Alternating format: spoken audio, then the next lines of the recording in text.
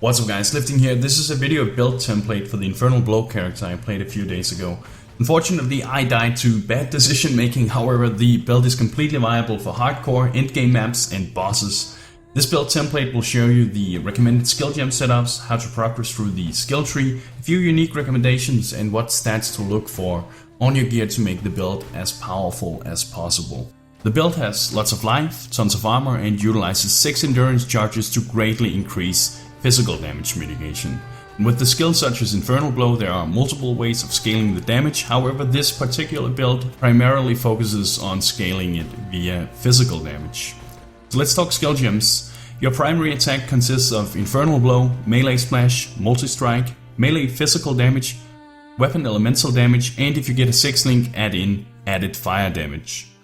For single target, I recommend Heavy Strike, Multi-Strike, Melee Physical Damage, Added Fire Damage, and if you get a 5th link, add in Faster Attacks.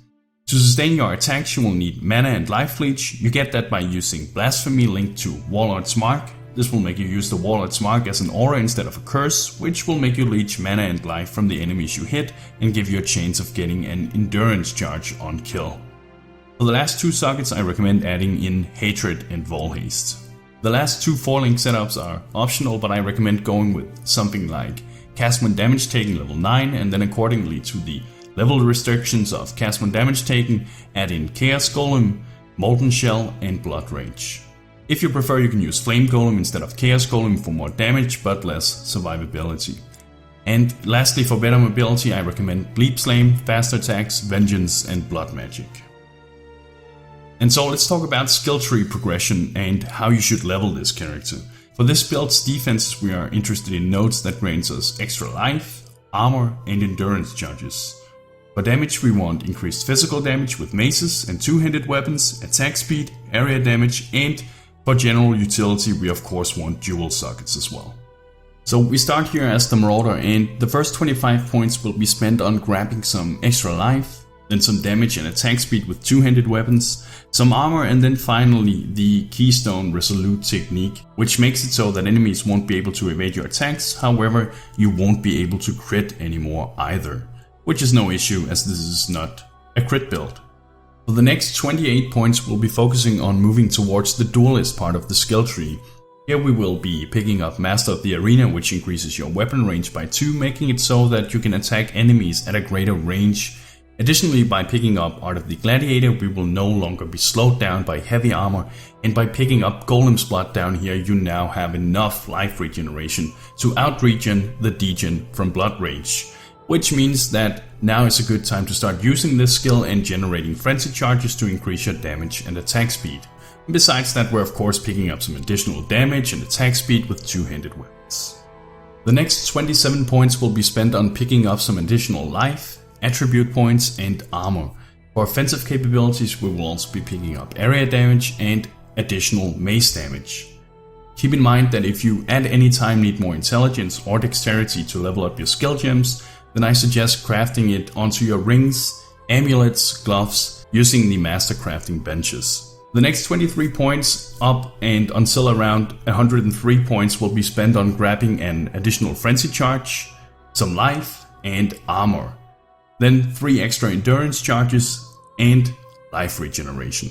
With the extra endurance charges, your character will be able to mitigate much more damage together with regenerating 1.2% more life per second with all 6 of them up at a time, and the frenzy charge will increase your damage and attack speed. For the remaining 9 points, all there is to do is to pick up the remaining life and jewel nodes. And it should of course be said that if you have good jewels, you can at any point in time pick up these jewel nodes at your own pace and then add in the jewels as you see fit.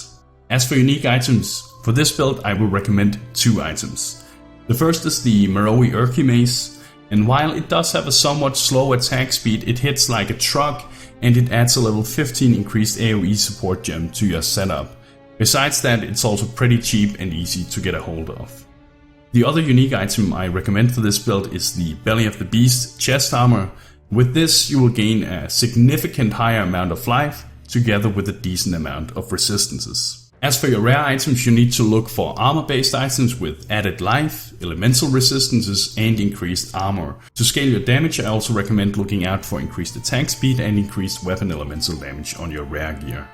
And if necessary, try to get some dexterity and intelligence on your gear as well, as it will help you level up those skill gems.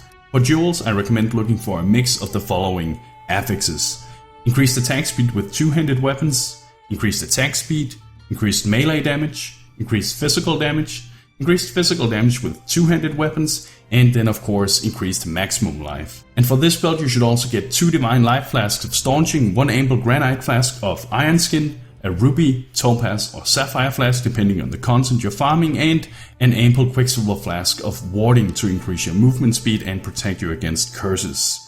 And that's it guys. Remember, if you have any questions, then the best way to contact me is to join me at my Twitch live stream. The link is below in the description. Otherwise, feel free to ask your questions below in the comments or by going to my forum post on the Path of Exile forums.